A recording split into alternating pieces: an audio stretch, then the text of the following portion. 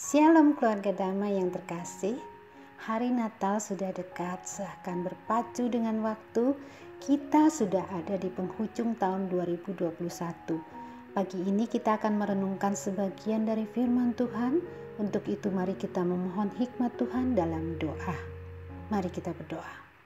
Bapa kami yang penuh kasih dan maha bijaksana, berilah kami hikmat untuk memahami kehendak Tuhan dalam firman-Mu. Dalam nama Yesus Kristus kami berdoa. Amin.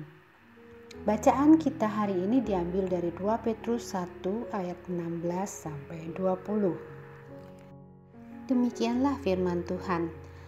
Nubuat tentang kemuliaan Kristus telah digenapi, sebab kami tidak mengikuti dongeng-dongeng isapan jempol manusia ketika kami memberitahukan kepadamu kuasa dan kedatangan Tuhan kita Yesus Kristus sebagai Raja, tetapi kami adalah saksi mata dari kebesarannya. Kami menyaksikan bagaimana Ia menerima kehormatan dan kemuliaan dari Allah Bapa ketika datang kepadanya suara dari Yang Maha Mulia yang mengatakan, "Inilah anak yang kukasihi, kepadanyalah aku berkenan." Suara itu kami dengar datang dari surga ketika kami bersama-sama dengan Dia di atas gunung yang kudus. Dengan demikian kami makin diteguhkan oleh firman yang telah disampaikan oleh para nabi. Alangkah baiknya kalau kamu memperhatikannya sama seperti memperhatikan pelita yang bercahaya di tempat yang gelap sampai fajar menyingsing dan bintang timur terbit bersinar di dalam hatimu. Yang terutama harus kamu ketahui ialah bahwa nubuat-nubuat dalam kitab suci tidak boleh ditafsirkan menurut kehendak sendiri, sebab tidak pernah nubuat dihasilkan oleh kehendak manusia, tetapi oleh dorongan Roh Kudus orang-orang berbicara atas nama Allah. Saudara terkasih, dalam surat Petrus kedua ini kita mengingat akan pengalaman Petrus, Yakobus, dan Yohanes ketika mereka mengiring Yesus menuju sebuah gunung yang tinggi. Itu kita bisa lihat di Matius 17. Lalu datanglah Musa dan Elia dan bercakap-cakap dengan Yesus. Saat itu Yesus bercahaya dan pakaiannya menjadi terang seperti matahari. Lalu terdengar suara, "Inilah anak yang kukasihi, kepadanyalah aku berkenan, dengarkanlah dia." Maka perikop ini dimulai dengan sebuah penegasan kesaksian akan kebesaran dan kemuliaan Yesus. Karena Allah sendiri yang telah menyatakannya. Dan Petrus, Yakobus, serta Yohanes menjadi saksi atas peristiwa tersebut. Sebagai orang yang telah ditebus oleh darah anak Allah, kita memiliki arah dan tujuan yang berbalik 180 derajat dari arah dan tujuan kita sebelumnya.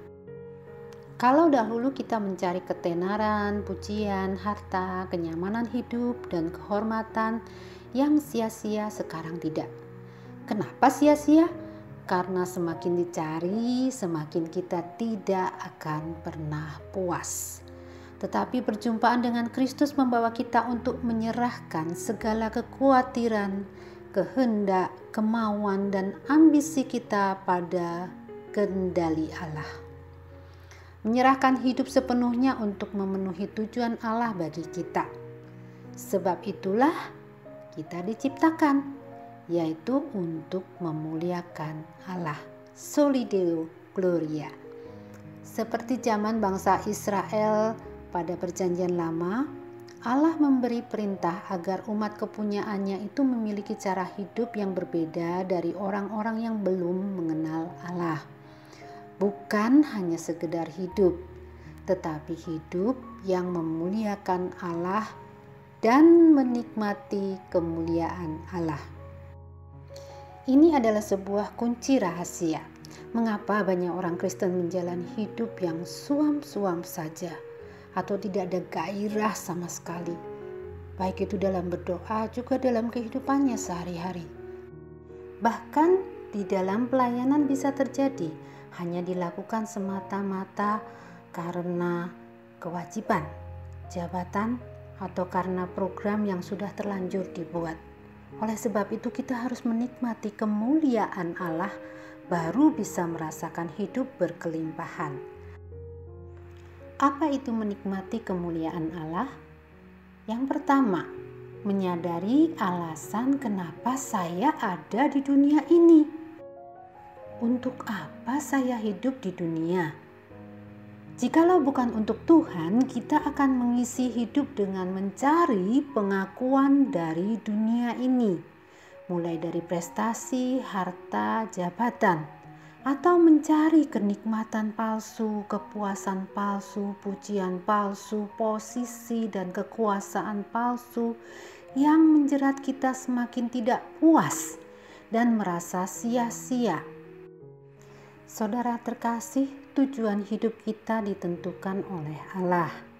Kita bisa mencarinya dalam firman Tuhan, yaitu kita diciptakan oleh Allah dan untuk Allah. Yang kedua, kasihilah Tuhan Allahmu dengan segenap hati, akal budi, dan segenap jiwamu. Bangsa Israel zaman dahulu sering digambarkan berpaling kepada patung-patung berhala. Lalu apakah berhala di zaman ini? Banyak. Segala bentuk hal yang mencondongkan hati kita menjadi berhala. Contohnya idola, uang, jabatan, teknologi, pekerjaan, bahkan pelayanan bisa jadi berhala modern. Segala sesuatu yang menggeser kemuliaan Tuhan akan menjadi berhala kita. Musik yang rohani bisa bergeser jadi berhala ketika kita memindahkan fokus bukan pada Allah yang menerima pujian, tetapi pada selera kita. Doa-doa yang dinaikkan tanpa peduli apapun selain hidupku baik, usaha lancar dan nyaman sebenarnya juga hanya berfokus pada diri sendiri. Jadi waspadalah dengan fokus hati kita, prioritas kita, karena kita sedang menggantikan kemuliaan Allah dengan berhala modern. Yang ketiga, mengasah kepekaan akan kehendak Allah dalam setiap hal, setiap waktu, dan setiap kesempatan. Bagaimana caranya? Dengan hidup berelasi intim dengan Tuhan dalam doa dan merenungkan firman, bersaksi dan melayani. Setiap saat kita akan bertemu dengan kondisi, situasi, dan orang-orang yang tak terduga. Bersiaplah senantiasa. Bacaan kita di ayat 19 menyebutkan, dengan demikian kami makin diteguhkan oleh firman yang telah disampaikan oleh para nabi. Alangkah baiknya kalau kamu memperhatikannya sama seperti memperhatikan pelita yang bercahaya di tempat yang gelap sampai fajar menyingsing dan bintang timur terbit bersinar dalam hatimu. Akhirnya keluarga damai yang terkasih, kita perlu mengisi setiap sudut hati kita dengan firman. Segala yang usang, segala yang bau, kepahitan, dan cara hidup lama harus dibongkar dahulu untuk diakui di hadapan Tuhan dalam doa dan beroleh sukacita pengampunan, supaya ruang itu bisa diisi dengan kemuliaan Tuhan.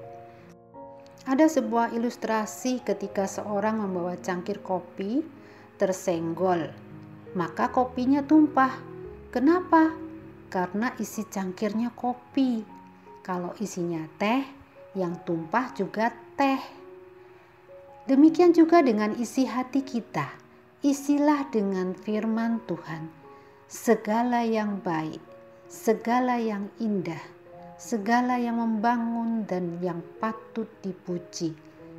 Supaya apabila tumpah, yang tumpah bukanlah kebiasaan lama, kepahitan atau sakit hati, tetapi yang meluap dari hati kita hendaknya ucapan syukur, puji-pujian yang membangun dan memuliakan Tuhan.